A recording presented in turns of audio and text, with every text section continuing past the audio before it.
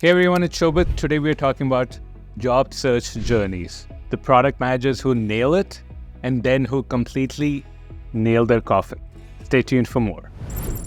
Today we have a very special guest. So joining me today is Sarah, who's part of our breakthrough team. She's an expert coach. She's an author. Sarah, which book have you written? I wrote Problem Solved, Simple Habits for Complex Decisions. I'm obsessed with great decisions. So we have a coach, amazing understanding of human behavior, and an author, something I'll never get to because I never have the patience. So we've done our research. We've all looked at of the hundreds of people we worked with.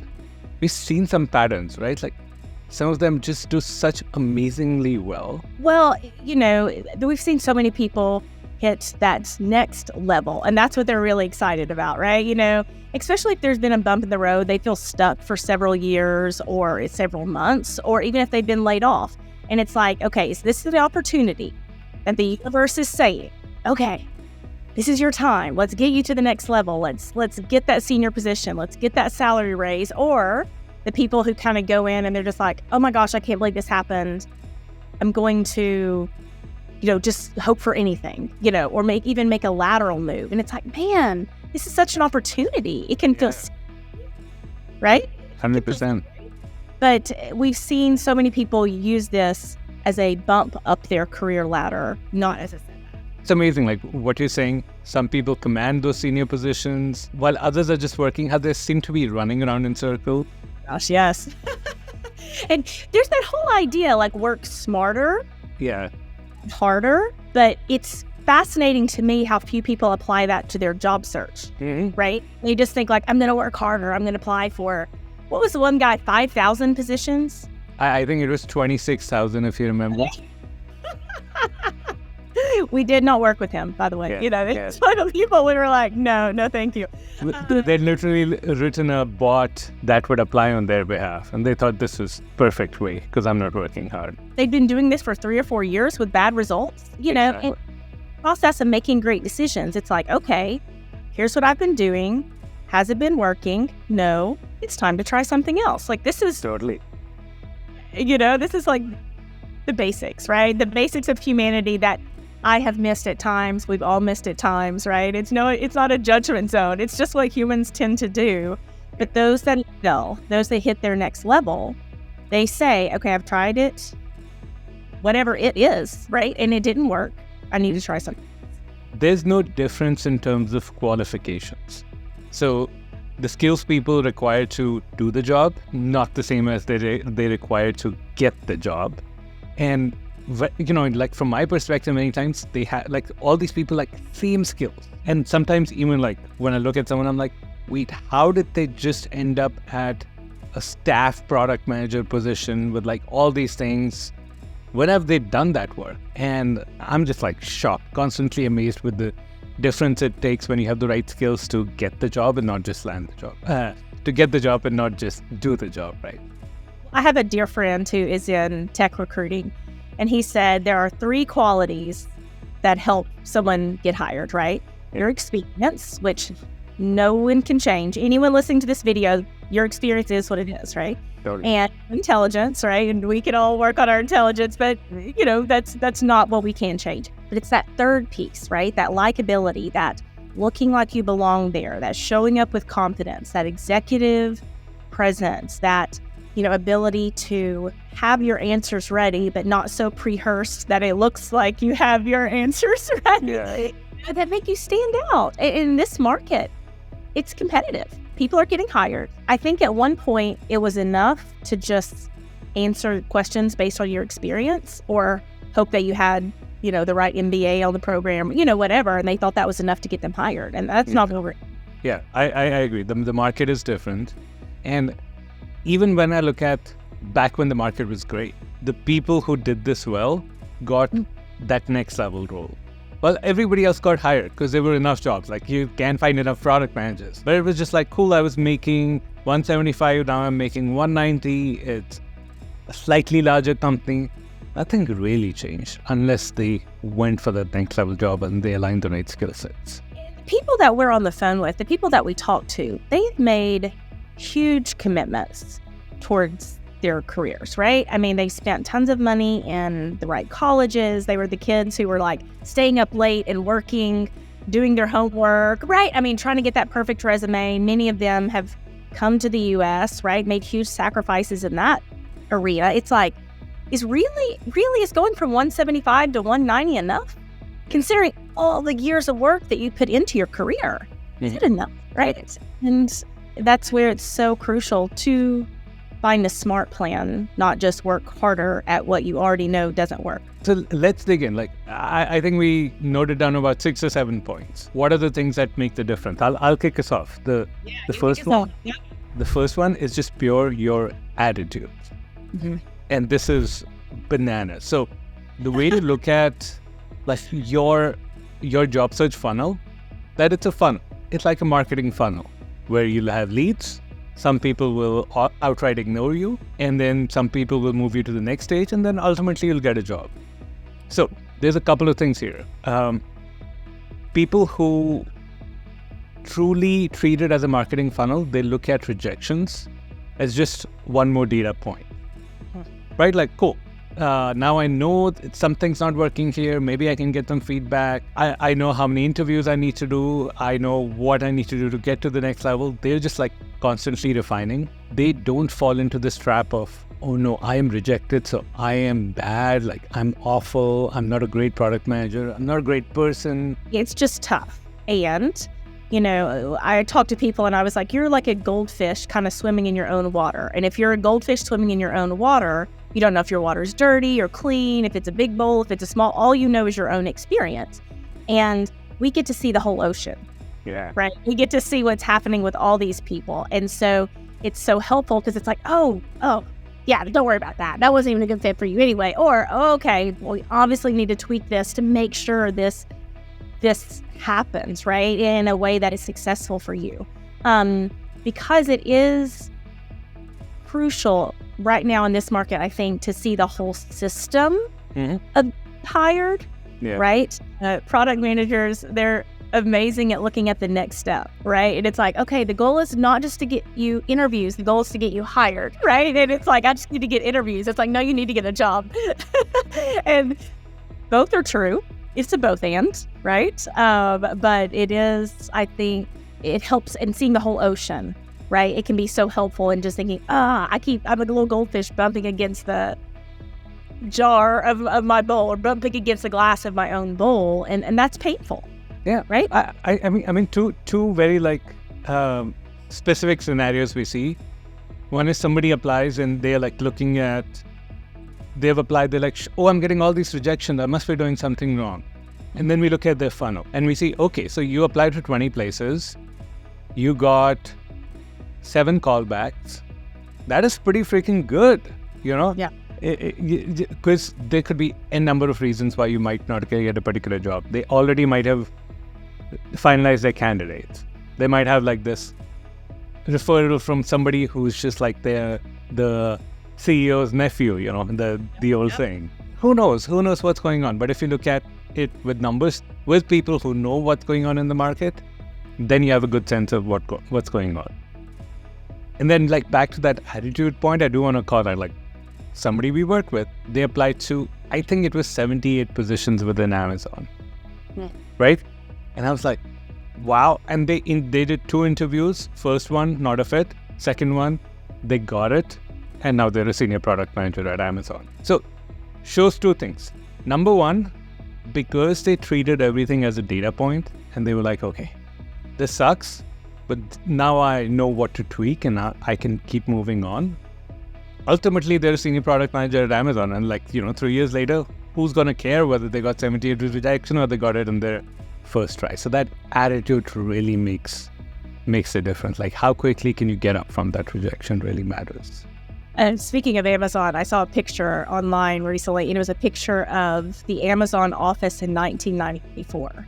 And it had that poster that said Amazon.com, and it was like nothing. It was this little crappy office. There was no money. And it's like if you're only seeing that picture of Amazon, you think, okay, and just like as you're speaking, if you only see one snapshot in the process of finding a job, it could be like, oh, I just got rejected, or I had to do it 78 times. But it doesn't matter ultimately when you figure out the outcome. But if you don't fix the attitude problem and you do fall into rejection, you never get to the outcome because you're sad. And it's if it's a competitive market and you're going into an interview rejected and the other person is going into interview confident, they are going to kick your butt. The energy transfer happens. Absolutely. Yeah. If you're feeling a certain way, your interviewer will feel that way. And so you're not going to get it. Yeah. Cool. So the second one relates to attitude, but people who really nail it, they know what they're worth. Mm-hmm. They know what is the position that's ideal for them, and they set their standards. They're not going to settle on that. Right? Like, talk to us about that, Sarah. What have you seen on that front? I have seen so many people on the call recently, and they say things like, well, you know, I wasn't getting positions, we'll say 200K. I wasn't getting positions at 200K, so I took a step back, and now I'm looking for, 125. And I'm like, what? And then I say, well, how's that going? Well, I'm not getting a job at 125. And I was like, well, and that's where I say the word system. Like, the whole system messed up at that point, right? Yeah. It's just one tweak that needs to be made. I mean, they're not knowing what they're worth. They have no idea their market value. They have but I've seen that so many times. So if you are that person, take a step back, take a deep breath. Don't do that. Please don't do that, because, money's just paper, but money gives us choices. It's choices for our children. It's choices for being able to help family if they have a medical crisis, like, or a new Tesla, whatever you want to spend your money on, it doesn't matter, right? Yeah. But it did give you those choices. And so if you let fear or rejection have you take so much less than you're worth, or, you get those fear goggles on, you can't see, you don't see your own goals, you don't see the whole ocean. Yeah. It can really cost you financially and really set your career on a bad turn. Well, there's a couple of things here. Like, one, knowing what you're worth and getting the knowledge from a broader perspective. People who have seen other PMs, people who have insider knowledge to know exactly what you're worth. Second part is, if you aim for something that's less than what you're worth, the hiring manager does not want you there. I know. Nobody wants to hire like somebody with like tons of experience. Like, cool, I'll be early career PM because the market's bad. They're like, no, the moment the market's good, this person's gonna run out. They're gonna be miserable. I don't want to hire this person. It's gonna be toxic for my team. So for anybody who's considering this, I'll just go take a lower paying position, early career position, it will not work in the short term, and it will definitely not work in the long term. Yeah, agreed. So then people who, once they know what they're worth, like, now they got to communicate it, right? Mm-hmm. So tell us more about that, Sarah. What do they do to communicate that? Well, when I talk to people, it's like, there's a difference in a $200,000 interview, a $300,000 interview, and a $400,000 interview, right? And they're kind of like, what do you mean? And I said, well, okay, so let's talk about when you were so excited to crack 100,000. You're trying to get in a position. I'm so excited to crack 100,000. Were the skill sets you utilized to get 100,000 the same skill sets you're using at 200,000? And they're like, no. And I was like, that means your interviews are not going to sound the same either, right? And they go, okay, and they can start to visualize, because if they're aiming up, say they're at 200,000 and they want to, get to the 275 mark, for example, right? They have to sound like a $300,000 candidate, not a $200,000 candidate hoping to get to 300,000, right? That doesn't exactly. Right? Yeah, you have to sound right. Your brand needs to be consistent, like all the way from your resume, your LinkedIn, like how you reach out to people, how you communicate, like all of that needs to speak. I know, like, it's easy to say the 100,000 versus 200,000, but these are different levels of product management, right? Like, your scope is different, your responsibility is different, the level of maturity and strategy you need to show is completely different. So that's why that thing really matters, knowing what you're worth, what is the right level for you to go at, what stretch, and not to play outside that band. Yeah, you said a really important word, strategy, right? And appearing strategic, both in how you get a job, but then appearing strategic in the interviews as well. Yeah. With it as well.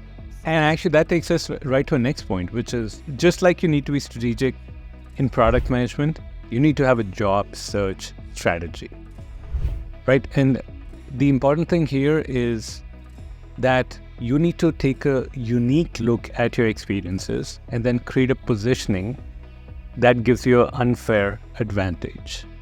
So many people here, product management enthusiasts, they're obsessed with startups and why startups do well, why they don't. If you look at historically, most startups that did really well, the founders had some sort of an unfair advantage, some technical knowledge, some market connections, some customer knowledge that helped them succeed. Most people, when they approach the job search, they're just approaching it as, oh, cool, I'll just be a generic PM and I'll apply to so many different positions and I'll do X. No, you need to look at your experiences, and then the other thing is you need to create a unique angle of looking at it. This is where inside knowledge really matters, like knowing what's going on in the market, because you could, what you could be doing is you could be like, cool, I worked in healthcare companies, so I'm stuck there for the rest of my life. That's what people see me as. But you can take a unique angle. Like, we help people who are in healthcare, and a lot of people want to get into healthcare. These people want to get the hell out of healthcare. And we looked at a unique angle of the experience, and we were able to say, cool, why don't you position yourself as this way rather than just a healthcare expert? And they got an awesome job, paying them 1.5x more in a different sector. So that positioning to create your strategy really. There's an amazing book on, it's not about job searches, but a book called Outliers by Malcolm Gladwell. And he talks about Bill Gates had access to computers before anyone else did, right? His dad was a professor or something, so there was some huge computer that he got to work on. And he had that unfair advantage that he was obviously a very talented person anyway, but it's like he had an unfair advantage. Who would Bill Gates have been if he lived on a dairy farm instead of, to the computer, right? I mean, and it's true when you start to really study successful people, they do have that unfair advantage, and it's something people can create for themselves, right? You don't have to have lived beside a supercomputer to, be a great product manager or whatever, right? But it is that branding that you talked about, and then within having a job search strategy, thinking about it as a whole system, not in just individual chunks of, I need interviews, I need to fix my resume, I need to figure out how to negotiate strategy or salaries, figure out what I'm worth, right? But thinking of it as a whole system. Sarah, since you mentioned Bill Gates example, I'm concerned that all the Mac people will trash the channel because they'll be like, oh, you're only talking about Bill Gates. So I'll give a Steve Jobs example just to balance that out. So Steve Jobs, and beside me. this is one of the cases where Steve Jobs created an unfair advantage from something he happened to have. So one of the classes he got obsessed with is calligraphy. He was not in college, he dropped out, but he would just go and attend whatever classes that he wanted to. He was just hanging out and really learning without worrying about grades. So he saw the calligraphy class. So that was the advantage he had. He had a deep understanding of that. And then later he used that to create all the different fonts that one of the early Macs had. And he made a joke in one of his speeches that, Windows just copies whatever Mac did. So then Windows also had variable fonts. So that's how computer fonts came in the first time. And it was again taking something you have and then using it in a unique way to branding, right? Yeah. Branding. So speaking of branding, that's the next part, right? So it's great to have that strategy, but now you need to support.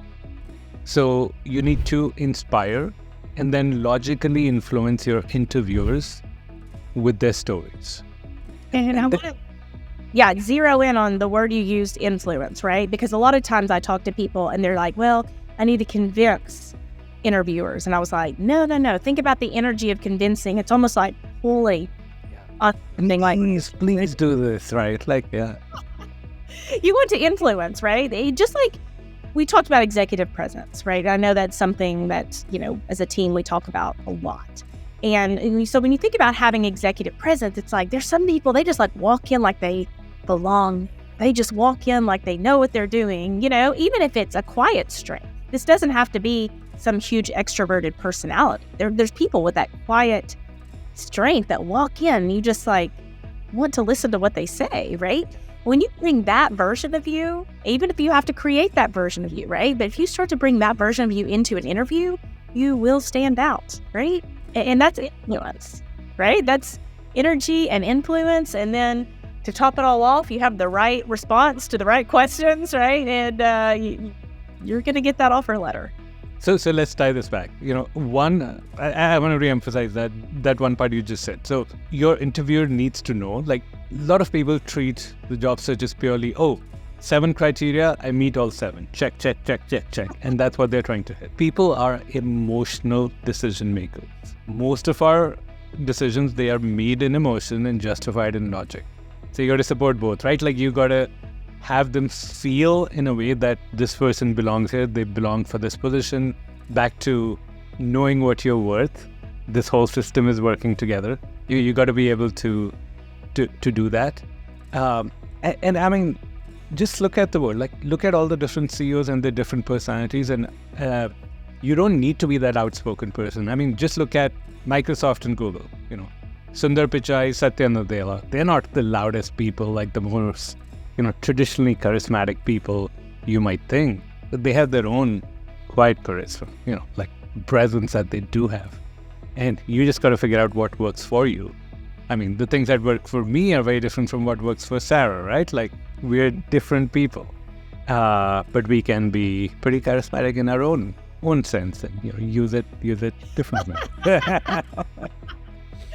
Absolutely. And it is. It's not trying to become someone else in the interview process. It's trying to bring out the best version of yourself. And within the system, wanting it to be a good fit. This isn't about like putting on some show and ending up in a job that you're not a fit for, right? This is about it all working together to be a good fit, not just so that you get the job, but that you're happy when you get the job 6 months, a year, 2 years down the road. If you're enjoying the content so far, be sure to hit the like and subscribe so other people see it. And then, of course, you get our content rather than cat videos. Although you can, I love my cat. There's pictures back there. I don't know if you can see or not. You can watch both, but see some more product management stuff from us. The next point is that people who do really well, they are open to feedback. So when they work with us, they get that direct feedback from our coaches who know what's the difference between, back to that 250K interview versus 500K interview. L4 product manager at Google versus L6. They use that to get better. Tell us more about that, Sarah. Well, I love my friends. I love my friends, but when it's kind of this like, there's a term called blind leading the blind, right? And it's like, I'm getting my buddy, we're doing a mock interview, and it's like, is your buddy an expert in hiring practices or interview coaching? And it's like, no. How does he know any more than you know, right? And it is going back to that working harder than smart. If you were talking about providing for your family, if you were talking about, getting your career on the right track, if you're talking about changing your LinkedIn so that you can finally prove to your buddies in college that you've broken out, right? Whatever your reasoning is, right? Sure. It is like, this is serious stuff, right? I mean, to kind of outsource it to a buddy who doesn't know any more than you, it's kind of like the difference in calling a doctor or asking about, my mom's always like, do this home remedy or this, whatever. And it's like, okay, well, there's a doctor who knows what they're doing, or I can ask a friend. Mm-hmm. It's not the same thing. Yeah. Right? And most of the people listening to this are people who take their careers very seriously, right? And this is one more step into figuring out who to ask the question. And we've talked a lot about, is it motion versus action? Yeah, being in motion versus taking inspired action. Yeah, because the dangerous thing, in my book, Problem Solved, I talk about this all the time. And it's like, we can feel like we're doing something. I've got a mock interview with my buddy who doesn't know anything. There's no risk to that, right? Our brains go, I'm doing something to solve the problem. Mm-hmm. But we're not. We're not really taking inspired action to solve the problem. Exactly. And I mean, I want to emphasize one thing you just said. So let's say, you have this minor scrape, or, you're just like arm hurts a little bit. You have a minor rash, something like that. Go to your friend, get a remedy. Mm-hmm. But when it's something major, like, something hurts here, and I don't know, it might be appendicitis, might be something else. Don't ask a friend. Same thing, these career decisions, they are major. They're not like, you can't use Band-Aids for them. You can't use that, I'll just try something else, and like now I'm going to be in this job for the next 4 years. And so, I asked a friend, something looked good, this seems fine, I took it. And then 4 years later, you'll be like, oh shit, why did I do that? Like, why didn't I get the right help sooner? That could be financially, like 4 years later, you are $100,000, $200,000, $300,000 poorer than you would have been if you had made a different move. It could be that you've been miserable for 4 years of your kids growing up. Yeah. And you've been in a bad mood, and all of a sudden your kids are out of the house and you've been in a bad mood for 4 years because of your job. There's all kinds of reasons. Yeah. And we have different, or, our careers are progressive, right? So once you get at this level, it helps you get to the next level. But if you've just gone lateral or even tried to go backwards, there's a long cost to that, both emotional and financial. Sarah, the point you mentioned about finances, there's a distinct difference we see between people with young kids and people with slightly older kids. Because, most of us in tech tend to make enough such that we're not like, where's the next meal going to come from? Everyone can be comfortable. Mm-hmm. But then as people's kids start getting older, the like college funds and like thinking about the future comes in. And we often see a distinct difference as the kids are older. They're like, okay, this is going to be like $80,000 a year for the next 4 years, and then again for the next kid. And like suddenly it's like, I never thought of that. And so think about your future when you are making all these decisions about money you make, and then like, how happy you are versus how miserable you are. Like life is just too short to feel miserable in your job. Think about stress in a different way, right? And when there's a job that energizes you, most of the time, no job is going to energize you every day, but most of the time, if you're solving problems that you're excited about, right, you feel alive, right? You're excited. I mean, product managers I talk to, they love their jobs. For the most part, they love the work, right? Yeah. So if you feel like it's a good fit and you're being paid what you're worth, it's just a lot shinier outcome than, I didn't know what to do, so I just phoned my friend with a buddy that I took a job $50,000 less than I was getting in the last position. I mean, it's just, it's sad, and I appreciate and have empathy towards the fear regarding the situation. But I just want people to hear how much more control they have than they feel like they have in that. Last point, and this is probably my favorite point. People who do really well in the job search, they negotiate. Just the act of negotiation. I don't know how many times I've seen people accept the first offer that they got and think that if they negotiated, it was possible that the person would withdraw the offer.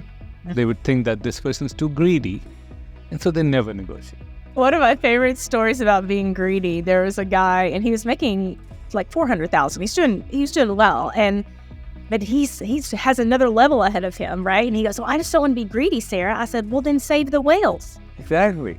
No. Be greedy with the money. Just don't take less than you're worth. There's all kinds of good things that money can do for people, right? For your family, for charities, for for whatever makes your heart sing.